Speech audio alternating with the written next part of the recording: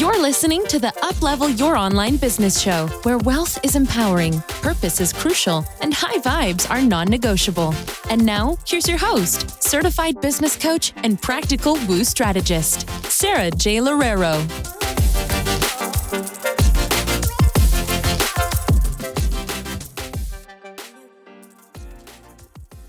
Welcome back to another episode of the Uplevel Your Online Business Show. I'm Sara, your host, and I'm here with one of my clients, Lacie. I'm really excited about this series because what we're going to do is we're going to start to get clients to ask me their own personal questions about my journey, about their journeys, and to hopefully give you a lot more insights into entrepreneurship as well. So, Lacie, why don't you go ahead and introduce yourself and then just start with your questions. Awesome. Okay. Hi, I'm Lacie Komatsu. I just started working with Sara maybe less than a month ago. And I just been loving it so far. And I'm so grateful to be here and be able to ask her questions that I know will benefit me tremendously. So one of the first things that I was thinking about was when it comes to business and just like things that I've learned up until this point is a lot of times we expect the people around us to kind of just be this huge support. And while support is a great feeling and something great to have, I've also learned that you need to be kind of your own, like your biggest cheerleader. You have to be the one to pick yourself up, to motivate yourself. And so I was wondering, in your experiences and maybe what you do personally when you get into kind of a funk or when you feel like you're just kind of losing the motivation, like how do you keep going? Ooh, this is a great question. Yeah. So like you said, I feel like we all have the expectation that people around us are going to be super supportive and we're going to have, like all of these people like really, cheering us on. But the reality is that like, even if all of these other people are cheering you on, but you're not cheering yourself on, that's always going to be the thing that's the biggest deterrent, right? And so we feel like so many of us just think that we need all of these other people to be on board, and it's because we truly aren't on board ourselves. And so once we truly get on board ourselves, then it's just like we don't actually need the support of our parents, of our aunt, of our uncle, of our sister, of our brother, of our best friend, all of that kind of stuff, because it's just like I support myself. And like, oddly enough, when you start to support yourself and when you start to believe in yourself, then those other people also start to believe in you more too, because they see it in you and they see your own conviction in what it is that you're doing. Right. And so when you really want to like be or have more motivation for yourself, or when I really want to feel like I have more conviction, I ask myself, what am I doing here? What is the purpose of what I'm doing? And how is what I'm doing going to light me up for the long haul, for the long run, right? So what is the overall mission that I'm doing here? And are the steps that I'm taking right now in alignment with that overall mission? Sometimes when we're lacking motivation, it's simply because we're just not as connected to our mission as we were before. So maybe it's because we're frustrated because we're not seeing results as quickly as we want to. But one of the best ways to come back into that motivation is to stand in your conviction and be like, okay, this is why I'm here. This is why I want to do this long term. This is going to be the thing, or this is going to be the mindset that I'm going to hold on to make sure that I'm unstoppable in terms of for what it is that I want. How does that feel? Yes, I love it. Yeah, that feels great listening to. And I feel I personally have come a long way in doing this for myself. But I think like one of the biggest things was finding something for me, like worth continuing. Like, and I think it comes from the passion inside of what you're doing. So yeah, did you have any like insights on if what you do, like your passion, like knowing and maybe even like finding what that is and what it feels like to know that you actually have one? Because it took me a while to even figure out how passionate I am about helping other moms. Maybe not even just moms, just understanding like the human brain and what is possible and how much control we have over our own lives. So yeah, do you think that like passion is something extremely important to even continue to move forward? Okay. Okay. I love this question too. And I feel like there's like two different parts of this question that I want to answer because I think it's just so important. One thing is I feel like a lot of people try to fit themselves into a box where they're just like, I have to follow my one and true passion. And if I'm not doing this one true passion, then all of a sudden, like nothing is working and nothing is worth it. Right. Yeah. And so it's just like, if we don't have that one thing that really lights us up, then we're not going to do it. Yeah. And what I found has actually been so much better to reprogram your mind with is the idea that like, I can find my passion within a specific niche. And it doesn't necessarily need to be like, let's say, for example, my passion is painting. So if I'm not painting every single day of my life, I'm not going to be pursuing my dream. Maybe your passion is painting and maybe you develop that passion within a different container, right? That isn't like you painting full time, right? Yeah. And so the way that I would also say this in terms of coaching and maybe what you're doing is instead of trying to feel like you need to have every single box checked in terms of like, I need to wake up at a specific time, or, I need to have this specific amount of hours with my children. And, I need to be teaching women and need to be telling them about self-love, let's say, for example, instead of doing things that way, if you can just be like, okay, in my container and through everything that I'm doing with my clients, I'm going to be pursuing my passion of helping them with self-love. Let's just say, as an example, with self-love. Yes. Then I can also pursue that inside of different containers. It doesn't have to be that I'm just promoting the one thing that I want to help people with. Yes. I can promote the thing that they need to hear from me the most. And then in promoting that and then in giving them that inside of my container, I can also give them what I know that they truly need, which is the thing that fills me up in purpose. Does that help? Yes, that makes so much sense. I love that. We always just kind of like that was me. Like I thought like I just need to have this one thing and there was no like exploring other things and like you said, like checking each box off, like you're so structured, but it doesn't have to be that way. That was I feel like too many people think of it black and white. And that's also why there's so many people in corporate who truly love their jobs in corporate. And it's not just because they love looking at numbers and financials, but a lot of them feel purpose in what they're doing. They feel purpose in really moving forward a team, let's say, for example. And so they're not doing like, 100% of the thing that they feel like is in most alignment for them, but they found that niche and they found that area where they can truly deliver on their purpose. But it just looks a different way for every person. And so that's what I would always say is I think a lot of us tend to think about these things in absolutes. And so if it's not 100, kind of like relationships, right? If it's not 100% perfect, I don't want it, but it's just like humanity isn't perfect in general, right? So if we can get there and if we can get there from a place where every single day we wake up and we're grateful for the work that we get to do, I would say that that's a huge win. That's it. Yeah, that's it right there. Ah, so amazing. Oh, well, I'm loving it so far. Are you okay if I ask a few more questions? Is that okay? Yeah, of course. And I would also kind of go along on this, like just to make this more about you is just truly asking yourself, like, what are the aspects of what I really want to do with people? Like, what is it that I really want to help moms with?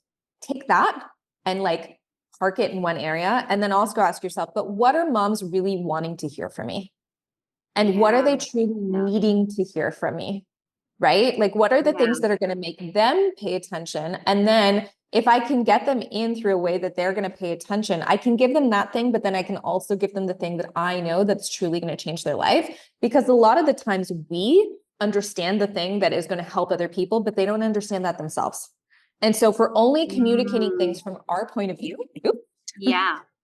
if we're only communicating things from our point of view and our perspective, then what ends up happening is that you have like a lack of correlation between what it is that you want to help someone with and what someone actually wants you for, right? It's that miscommunication, right? But if you can really position yourself from a place of, this is what I know other people want, and this is what I'm going to give them. I know that this is what they need, and you're going to meet them halfway. that's one of the most beautiful things that you can do, because it's not just about you and what you want to do for other people, but it's also about helping other people achieve the things that they want for themselves.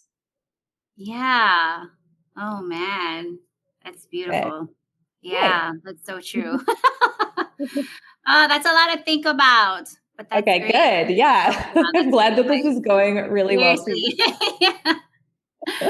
Oh my gosh. Okay, well, it kind of brings up another I guess point or feeling for me is as I continue to, do the work and reach out to moms and post content and all these things, I am still getting fully certified, and I'll be done with that soon. But there is the idea, and we talked about this a little bit earlier in our group call, is imposter syndrome, and that has been a really big setback for me. And I don't know why, but it comes up a lot with, I'm going to say rejections, but I have also learned what rejections are and what is happening, in the fear part of our brains and all that. But yeah, just I feel like I put a lot of meaning into getting no's. And that's when I feel the imposter syndrome coming up, because I feel like I'm doing something wrong. So if you have any tips or advice on imposter syndrome, I would appreciate that. It sounds like we're talking about two things here. We're talking about imposter syndrome and we're talking about rejection. Okay. But I think that through the rejection is where the imposter syndrome is coming up for you, correct? Yes, for me. Yeah. Okay. So first, let's tackle the rejection. Okay. And we understand, and I'm sure that you understand that we understand that rejection is just a redirection towards something that is better for you, right? And I think that when we come into business, especially if we don't have any other B2B experience, it's always this like, people reject me, that must mean that there's something wrong with me. That must mean that there's something wrong with my brand. That must mean that there's something wrong with what it is that I'm doing. And let me tell you, I've made millions of dollars online. And I get rejected on the daily. In fact, the bigger you are in an online business, the more you get rejected. And it's simply because of volume, right? There's always going to be people who are like, I don't like you, right? I don't like you. I don't like what it is that you're talking about. I have people all the time being like, I don't like your video. Like, I don't agree with, your strategy. I don't agree with what it is that you're doing. I don't care, right? It's just like, okay, great. We can agree to disagree. We can agree that you don't like this way of doing things, but I like this way of doing things. And that's okay, right? Like we don't cross paths again. I think with this, the important thing is to understand that when you're in business and when you're thinking about rejection, understand too that you are not your business. And so when we think about rejection, automatically it hits like an emotional center inside of us, right? And it's because we feel like we are getting rejected as individuals, right? You feel like people are saying, Lacie, I don't like you. Yes, that's what it feels like. Yeah, but it's not that, right? It's people don't want your business. Yeah. It's that simple, right? The same way that like if you're walking through a mall and someone offers you hand cream, you're like, no, thank you. I don't want this. And so if you're offering hand cream, it's a lot easier for you to separate yourself from that level of rejection, because it's just like, oh, this is a product, right? It's a product that people don't want. But because you are your own brand, all of a sudden you become the product, right? And so when you're doing this, it's just like, people don't like me, but it's not true. People don't like your brand, right? I'm not actually saying this about you. They're saying this about your brand. They're saying this about your positioning online. And not everyone's meant to like you, right? Yeah. That's true. Wouldn't that be weird? Like you will never succeed if you're going to try to be the most likable person in the room ever. And the bigger that you get, the more likely you are going to get more people who don't like you. And so consider it this way, is the more rejection I get, the bigger I'm getting. And the more successful I can become. Okay. Write that one down. I was just going to say, that's a writer downer. I got And I was literally, I was just listening to Michelle Obama's book, Becoming. Oh, okay. And she was literally just talking about this one thing. And so one thing that she was talking about, I think it was in chapter 5 or something, she was talking about how she saw time and time again, the people who she knew in her life that would rise up to success would have to deal with so much criticism that when it came back to it, they just needed to really root down into themselves, who they were, and the people that they knew who loved and cared for them deeply. But truly, the most successful people out there and the people who are going to make more of an impact are going to be the people who get hated on the most, because it means that you're creating more visibility for yourself. Oh, see, and I knew that, Sarah, it's just you bringing it back. These things, but it's just helpful when someone is there to like tell you, keep you in check. And that's what I love about your program too. Yeah, of course. And then the other part is what you were talking about in terms of imposter syndrome. So your rejection tends to initiate this feeling of imposter syndrome of, well, all of these people don't like me. Can I actually be doing the things that I think that I'm meant to be doing? And I think that what you need to do in that circumstance as well is just understand that not everyone's going to like you, but at the same time, just because people don't like you doesn't mean that you're not credible, right? Just because people don't want to work with you doesn't mean that you don't know what you're talking about. I get people telling me all the time, like, oh, Facebook ads don't work. You shouldn't be doing that stuff. And I'm like, that's really funny because Facebook ads work really, really well, right? Like, could you imagine if, like Facebook ads didn't work for any business? Meta wouldn't make any money off of ads, right? And so you can look at those things and you can be like, that's your opinion. That's what you want to think. But I also know the truth. And both truths can be true at the same time. That's true. Right. Two different people can have completely different opinions about one thing, and both are valid. And so as long as we can go through the world and say that and understand that like someone else can have an opinion of what I'm doing, and that could be valid for them, but also it could be valid for me that what I'm doing is accurate. What I'm doing does have integrity. What I'm doing does have value. And when you ever feel yourself coming back into that place of, oh my goodness, should I be doing this? Because so many people are rejecting me. I'm not really feeling like anyone. I'm not really feeling like I'm getting picked up at all. Go to your journal and write down 20 different reasons why you're so credible and why people absolutely need to have what it is that you have to offer. And then you'll regain that confidence again, and you can just keep on moving forward, because the more rejection that you're getting, it just means that you're closer to your yeses. Yeah. That's so true. And most of us, honestly, most people just don't have enough skin in the game, and they're not willing to put enough skin in the game because rejection hurts so much. Yes. Right? That's why so many people could probably be in your shoes, and they're like, I could never do what Lacie does because they can't handle the rejection, right? Because their ego is too fragile, because a lot of people haven't done a lot of that inner work. But there's nothing like getting a negative comment that makes you truly do your own inner work on yourself. Yeah, no, that's true. And I know that I can. I've received a couple in this particular business. I was in network marketing and I received a lot of rejection, and it did a lot to me personally. But like you said, I've done the inner work.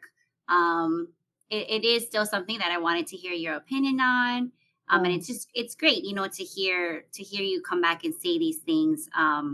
But yeah, I'm excited to see how it does with this business that I'm now running. Like, this is my business, my brand. It's not like network marketing where it's completely different. And just, I feel like when I receive these rejections, I feel like I will be in a much different place than I was before.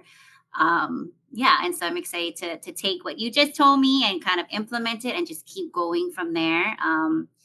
And just the place where I'm in now, like just having the passion, knowing that this is what I'm truly meant to do, I think also will help me to be like, just kind of just moving forward towards it. Like, I would really bring myself down and be in just a funk, when things like that would happen.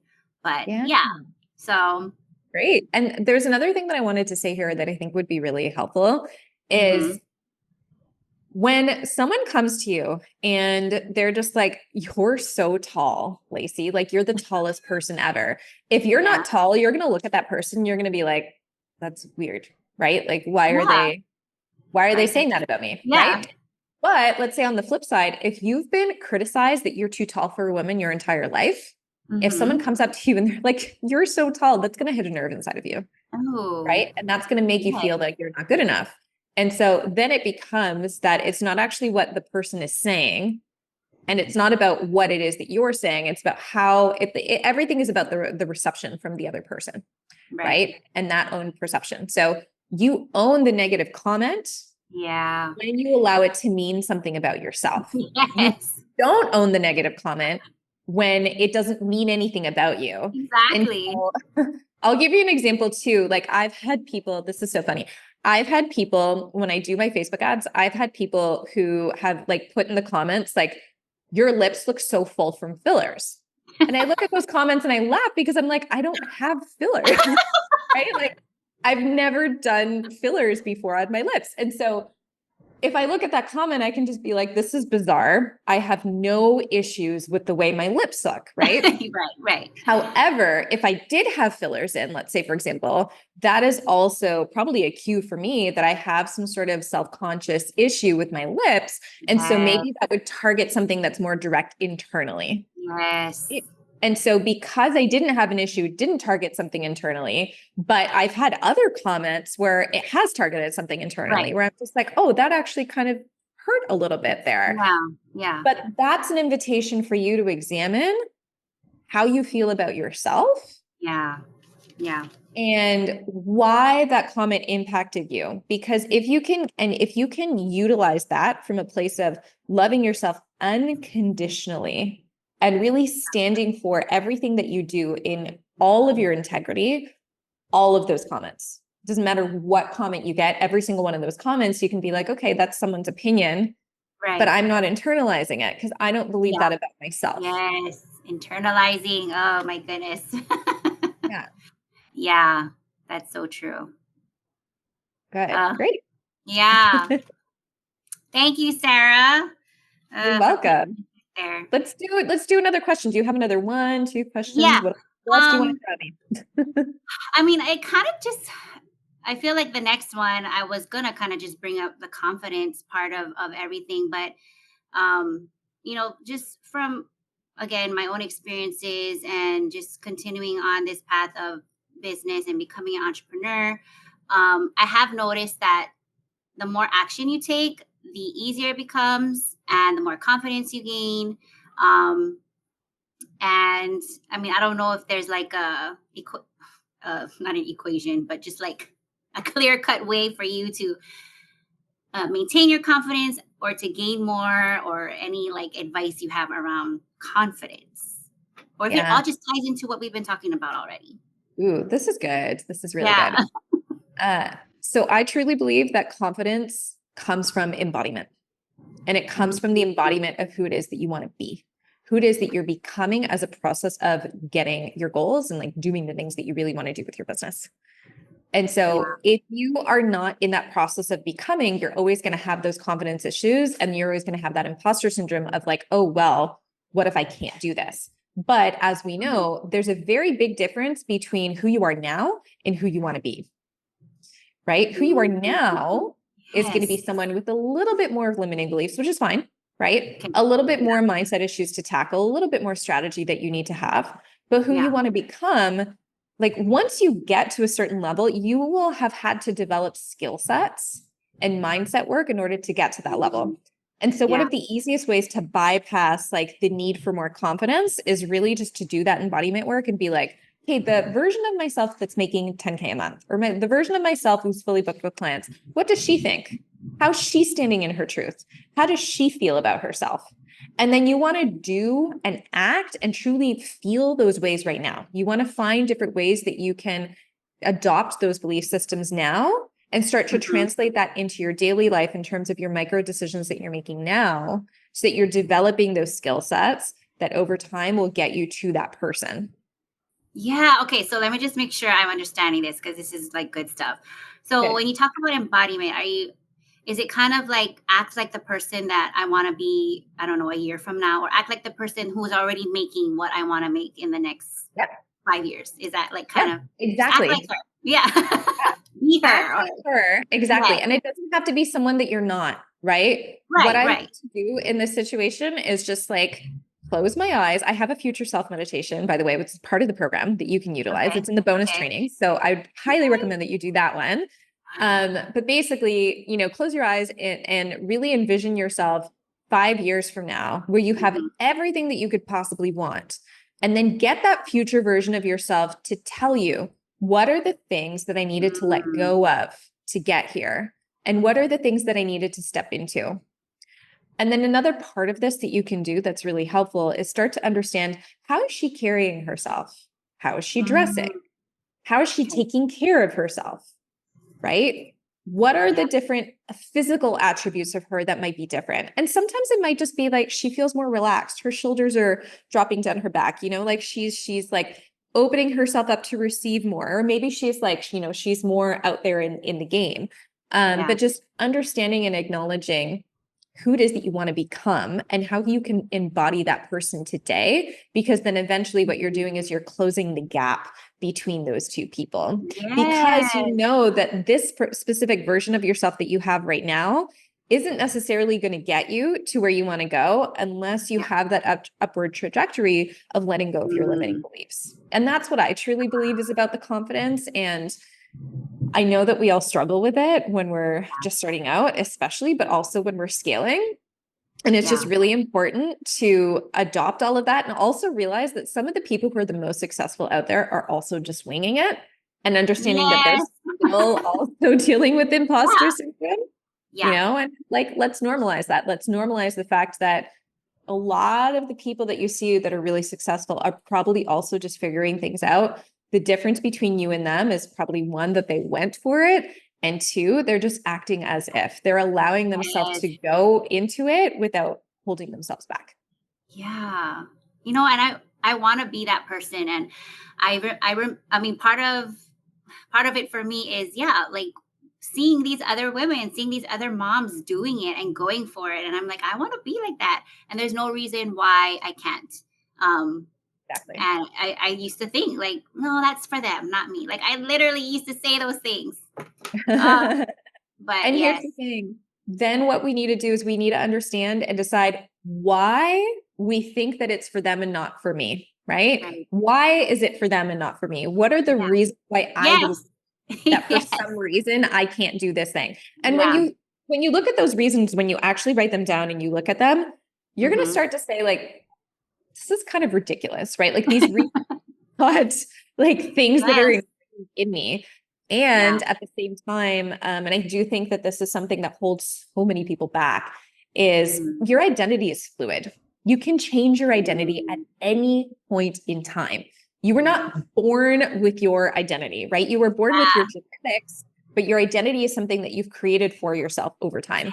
And so if there's things that don't really jive with your current identity that you've self-proclaimed, if there's things within your current identity that you've self-proclaimed that are no longer serving you or not going to serve you at another level, but then it's time to transform those aspects of your identity. It's just identity shifting a lot of the times that you're going to be doing in order to get yourself to the result that you want. Yes. Oh, such good stuff, Sara. I'm so grateful. I literally could talk to you all day. Okay, great. I'm so glad that this worked out really well for you. Yes. Cool. I mean, I only have 20% battery left on my phone. So I have I'm a stay-at-home mom. I've got those kids. Okay, cool. So, any last questions? No, that was so powerful. I just feel ready to, take on the world. Yay. Okay, great. This is exactly what I wanted from these. So from anyone who is listening, there are going to be more of these to come. Let us know how you liked this episode. Feel free to reach out at Sara without an H, J Loureiro. That's Loureiro. Thank you so much, Lacie, for being on here. And thank you everyone for listening. I've honestly really, really enjoyed this, and I hope you guys all did too. And we'll catch you next time. Thanks for listening to the Uplevel Your Online Business Show. If you enjoy our show and would like the show notes and free goodies about how to grow your online coaching business, head over to sarajloureiro.com for more information. We hope you'll tune in next time.